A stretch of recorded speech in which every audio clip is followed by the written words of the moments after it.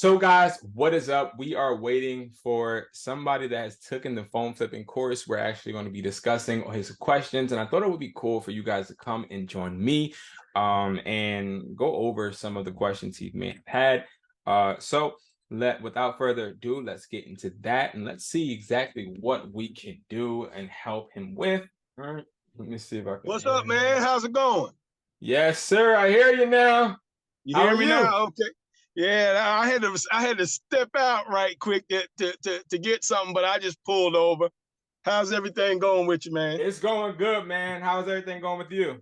It's good. It's good. You know, I'm trying to get this flipping thing started, man. You know, hey, listen, I'm 59 years old, man, Yes, and sir. in the next 3 years, I'm talking about trying to retire. So I said, let me try and start something that I can have a little extra income set up, so when I get on out, I can, something I can do.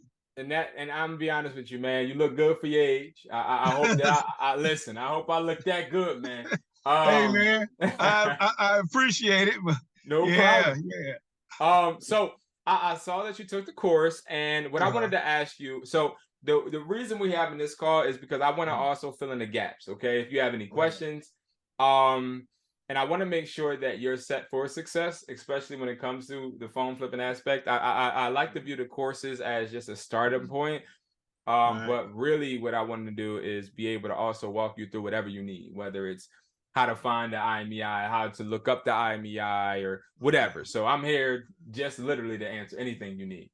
Right. Well, I had went on and I got the price list. Okay. And now, is that just a one-time fee? Do I have to renew that like every year, every month? Nope, it's one-time fee. Or you get it for a lifetime. Never have to renew it.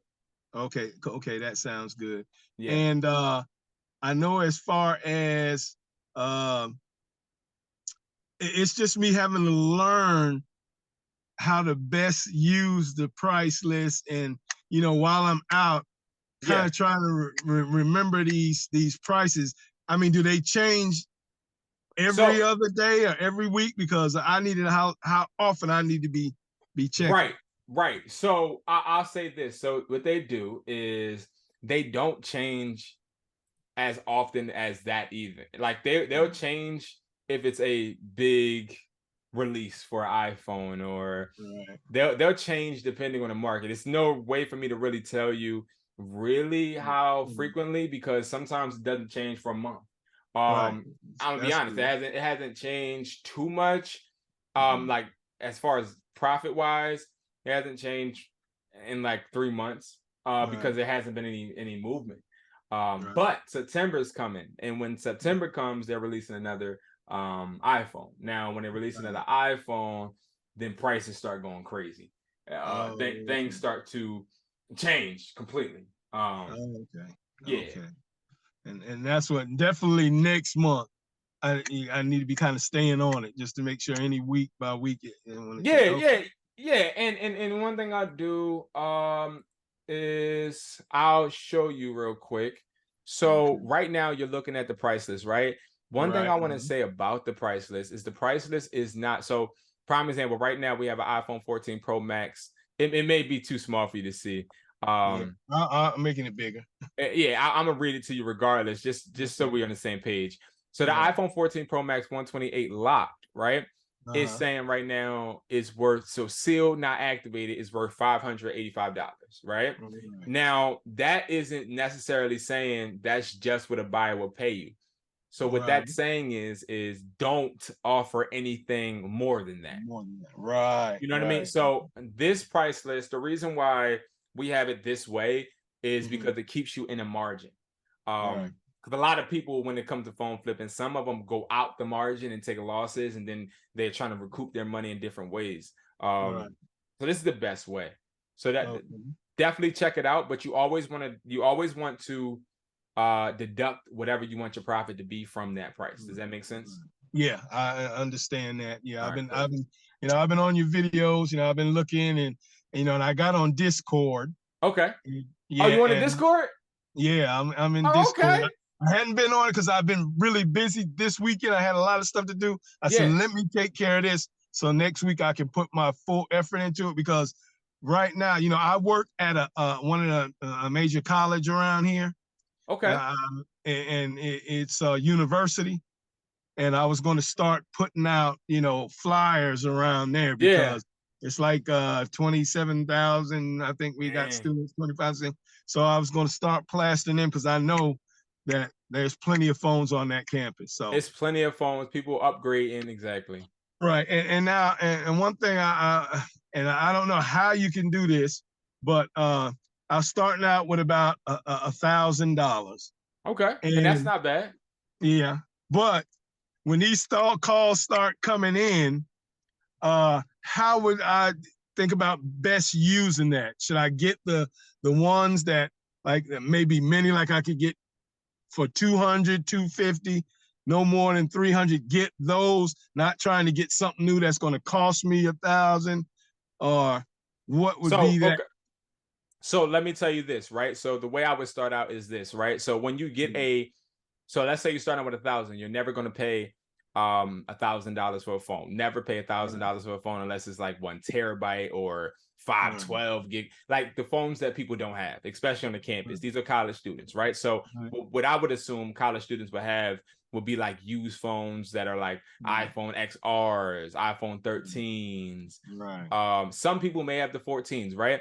So I would start out with anything from like an iPhone 14 to an iPhone 13, but I wouldn't go too low, because yes, look at my screen, you see like the iPhone 13 Pro Max right here says 650, I'm sorry. But then you have an iPhone 13 Pro that somebody's trying to sell for 450. That's $200 difference, but this Pro Max isn't worth 650. It's worth like 450. And this on the sheet, always look on the sheet first. Always. Go ahead. This is just consumer prices, like if you were putting it on. Ignorance. So that's it's ignorance. It's people that they just don't know. You know, they don't know how much it's worth. So they're looking for you to steer them. So if I was to put flyers up on the campus or anywhere, the way I would start, honestly, is I would ask them what phone they have. And if they have like an iPhone 14 Pro Max, which is going to be a rare occasion, like I think for a college, because they want that phone. It's a new phone. So if they have like a 13 Pro Max, I'm buying it. 13 Pro Max, you may take 600 out of your, you might take 600 out of your 1,000, right? So let's just say you do take 600 out of your 1,000, you're getting 750 back. So you're making $150 profit. So no matter what, think about it like this. Don't think of your $1,000 as something that needs to stretch. Think of your $1,000 as this $1,000 needs to go into one device that's going to make me $80 more, right? Now, once you get that $80 more, that's going to get you 1,080, right? So once you get to that point, chop it up. So now, 1,080, 1,080, so that's 540. So now I know that I got 540 to play with, right? In my mind, I'm like 540 to play with. So I'm going to look for deals that are going to be less than 540 that I can make $50 or $80 profit off of. And I'm going to duplicate it 2 times. So now let's say I get an iPhone 13 for which I paid for iPhone 13s, I paid $250 for it. Right. So, that's what this was range. Yeah. So like now if I do that and I sell them for around 500, so now it's like you're splitting your money up. And now you're just you're delegating each half to a different device. And that's a good way to start. Right. Okay. Because right now I also, and I don't know, you might know about this also, but I've got a PayPal account that they gave me a credit of $3,200. So I don't know, I hadn't found out whether I can go in and pull that out. You should be able to. I should be able to. Yep. And then, so I've got. That's a good start. $3,200. So I said, okay. That's a great start. All right. So, because I do know people that are using their PayPal credit to buy devices. They're just paying people via PayPal, and they're using the credit to actually make them the full profit that they're making. Now, how does that really hinder us? Because instead of cash, you know, they want cash now. does that put us not in a good position? But if we have to, and they'll Great accept it, question. then use it, huh? Great question. Yes. And you hit it on the nail. You hit it on the nail. A lot of people, they want cash. Right. That's what they want, because a lot of people, like, let's just talk about a typical seller.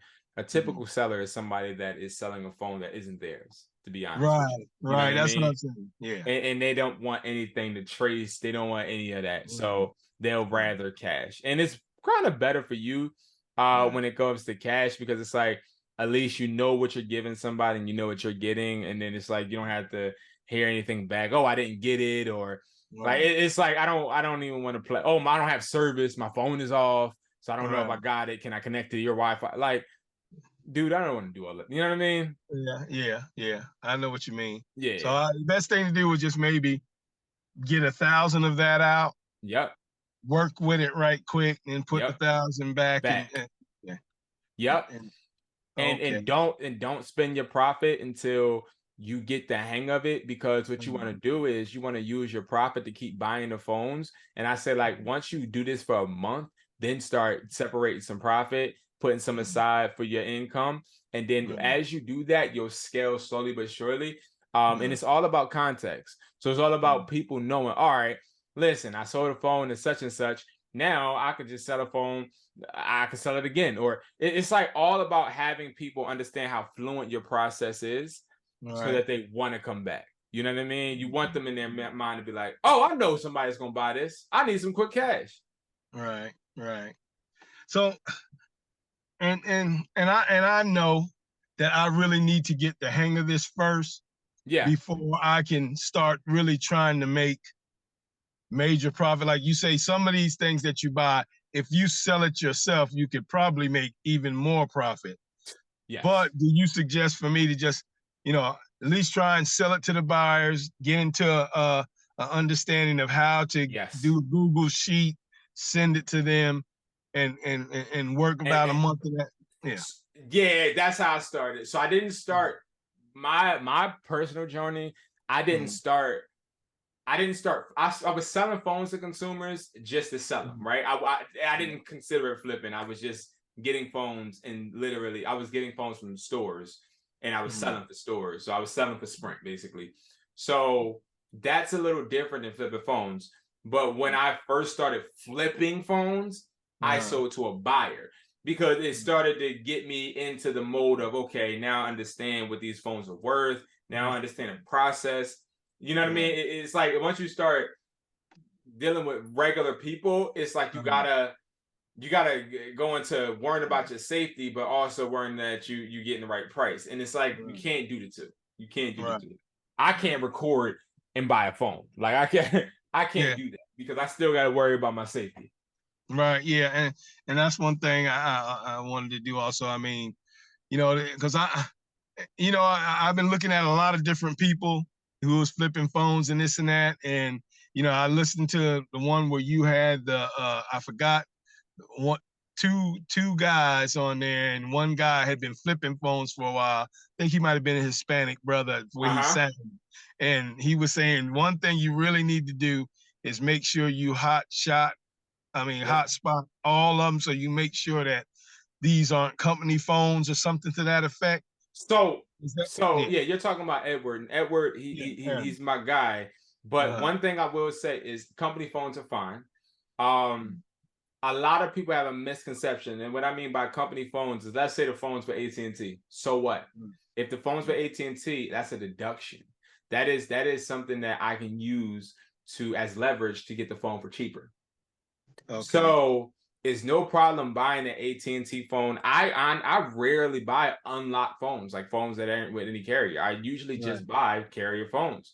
Now, when it's locked to a company, the reason Edward was saying that is because in a unique situation, they might sell it to you and then call their cell phone carrier and say, "Oh my God, my phone was stolen." But it's like, that's really unique. I only had that happen to me twice in my whole entire life. So like, that's real unique. And saying that's what I was saying. I know you have these things. You said you have a Thursday night call. Anybody can get on and ask questions. So that's every Thursday night. Every Thursday night, 8 p.m. Because and this comes from listening to a lot of people. Yeah. And I know this question is, once you start listening to a lot of people, you need to stick with one person. But what I was trying to understand is, sometimes when you say you look at the IMEI and you see that something, you bought it and it's been over so many days or something like that, and you take a deduction off. But when I look at that and I say, well, if I find a phone and they just bought it and then they've got insurance on it, there's a high chance that they're probably going to try and say that it's stolen right after they give it to you. So, I mean, it's kind of conflicting with me. You say you can take off for that, but then you still run a chance of them going back, as long as they got that full insurance, and them going back saying it's stolen.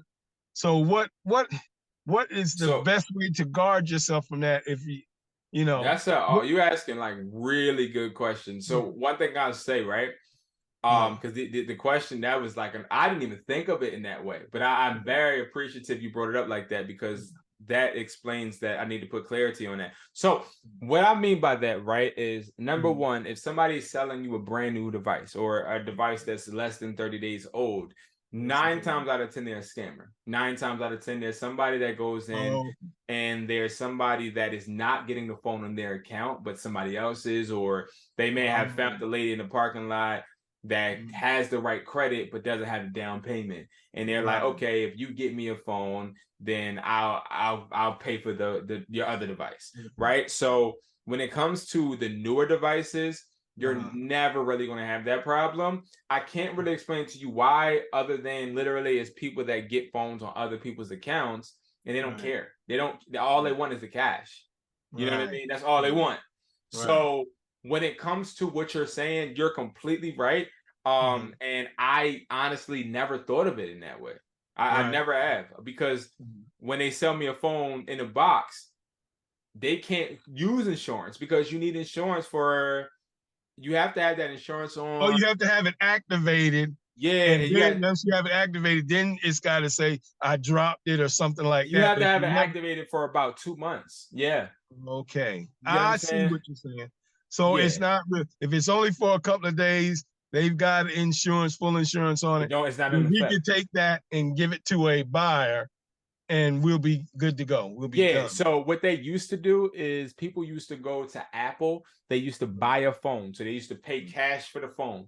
So they don't owe nobody. They buy the cash for the phone. They'll take it to Verizon, AT&T, T-Mobile, and they'll put insurance on it. And then they'll run YouTube on it. They'll run like Netflix. They'll run all of this stuff because the insurance companies need to see activity. Right.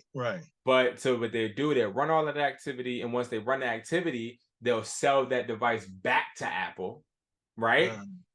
To get their cash back, and then do an insurance claim, get another device, then sell that device to a buyer like us. Oh, okay. So you gotta understand, they don't want to do us dirty, because we have the leverage, we have the money. So you do me dirty, don't come back to me.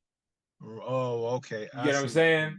And that's where it's like, you have insurance technically, because it's like they want to do good business with you because they need you.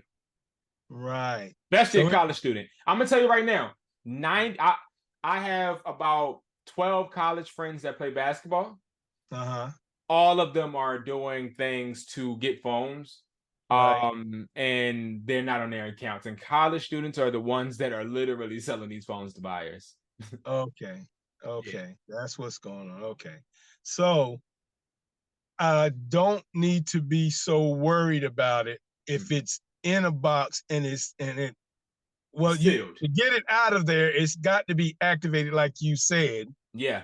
And like you say, if they didn't go in the back and steal them, then no matter what, if it comes out of that store sealed, it's activated. It's activated, but if it's sealed, it's activated, but there's no airtime, there's no usage. Right. So you should expect that when they sell it like that, they're not going to go back and use the insurance.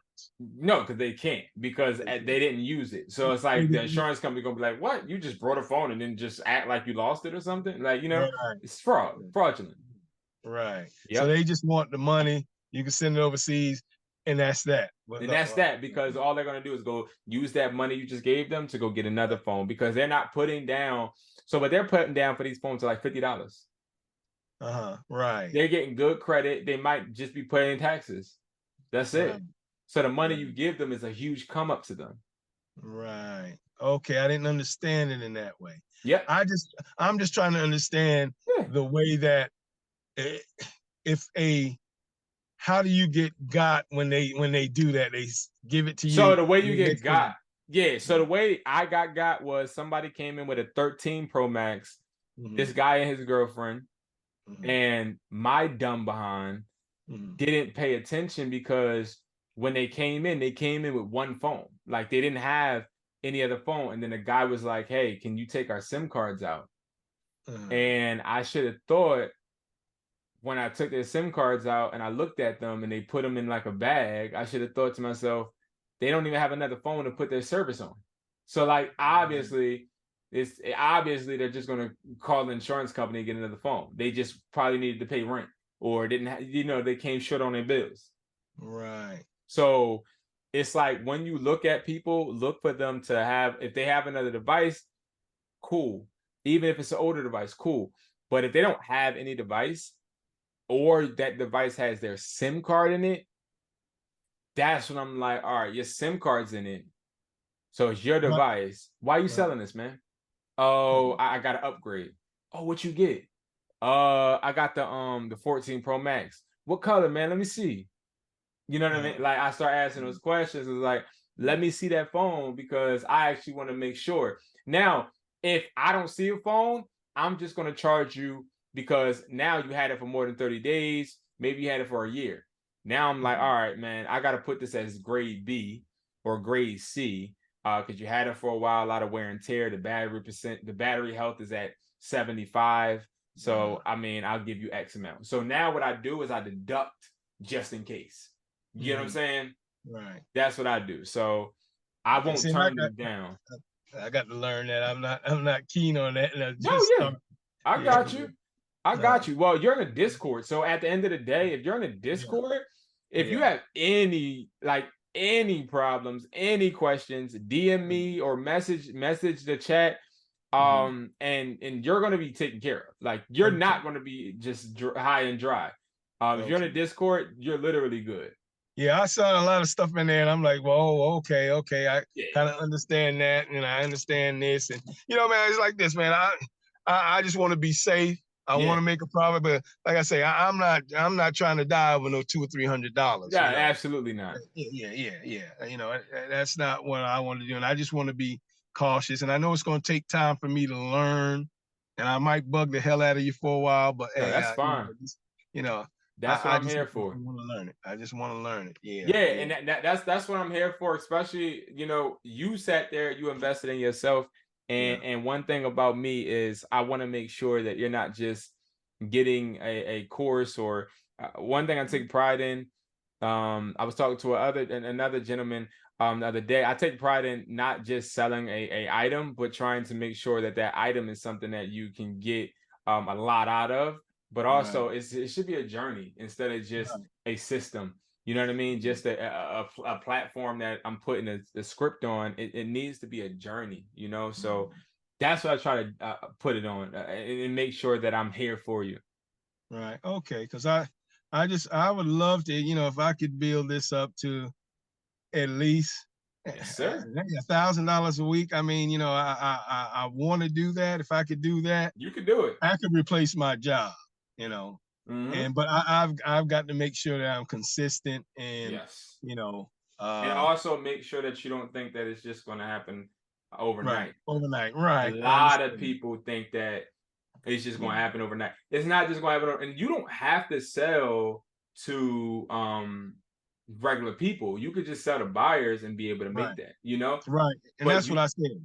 Yeah, so that eliminates the risk as far as like safety. For sure. Like me, I only started meeting some people just for videos, literally, because people kept asking me, well, why don't you show us you going to places and meeting people? But I don't really even do that still, because it's like, it's not worth me and my safety.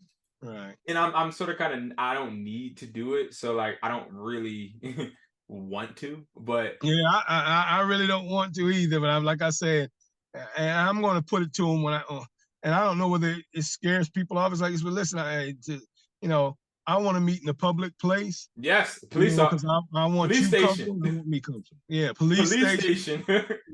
And if you don't want to come to the police station, I don't want to get rid of the buyers who can, who are doing what they're doing, but both can benefit me if they keep Yeah, coming. I don't listen. want to scare them off either, you Yeah, know.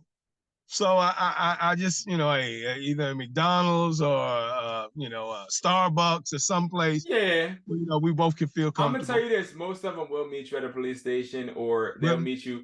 What I do is, if they don't want to meet me at a police station because it's sad, because they doing their own thing. What I do say is, hey, if you don't want me meet me at a police station, meet me inside of ShopRite, meet me inside of Walmart. Like, I want to go inside. I don't want Right. to meet you outside. Meet me Right. inside. Yeah. You know what I mean? Yeah. That's a good way to. Yeah, if they're gonna do good business, hey, listen, I just want to do good business. Yeah. At the end of the day, I want you to get what you want, and I me to get what I want. Yep. And if they don't want to do that, then I'll just say, okay, well, maybe I'm not the person for you because, like I said, I'm not That's it. gonna. Yeah, Yeah. and I'm gonna be honest with you. It's not even that complicated, and Right. the whole safety aspect, Mm-hmm. it's not that dangerous. I'm not gonna lie, it's Right. not that dangerous. But at the same time, I like to think of it as that dangerous, because if you think of it as that dangerous, you're always on your toes. I'd rather Right. always be on my toes. So Right. that's just me, and especially when they see, like it's just it always be on your toes and think the worst. Honestly, that's just the best. Right. And I understand that, definitely gonna have to do that. Yeah. And what else did I want to ask you? Uh, how long does it take? I mean, when you first start, I mean, and you have a few phones. Mm-hmm. How long does it usually take you your first time? Do they have to kind of get to know you, and then they, Are you talking about buyers? yeah, buyers. Once you give them what you got, they bid on it, like you say, they bid on it, and then they say, okay, send it to me. I know that's gonna, take from your profit. Yeah, So yeah.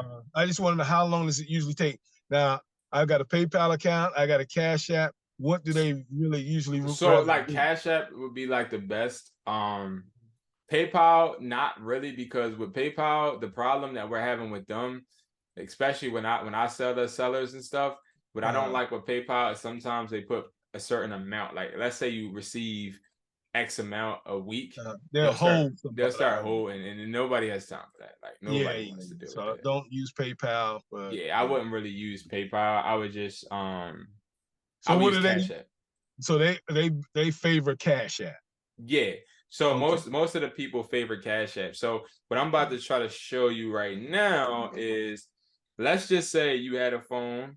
I want to, before we get off, I do want to actually show you like how you would literally send it to a buyer, because of course you have the buyer's price list, but you may be like, well, okay, if I had a buyer's price list and let's say I get the phone, how do I even start with the whole bidding process? So first thing you would do is you would go to google.com, type in Google Sheets. You could do this on your phone, Google Sheets, right? And if you have a Gmail already, you have access to this. So Google Sheets, hit that and then sign in.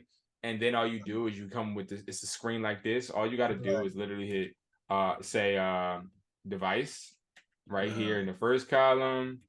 And then let's say you have iPhone 13, just put whatever phone you got right here, iPhone 13, and then go to the next column, and then you could put IMEI, right? And then you put your IMEI, and then at this column, put price.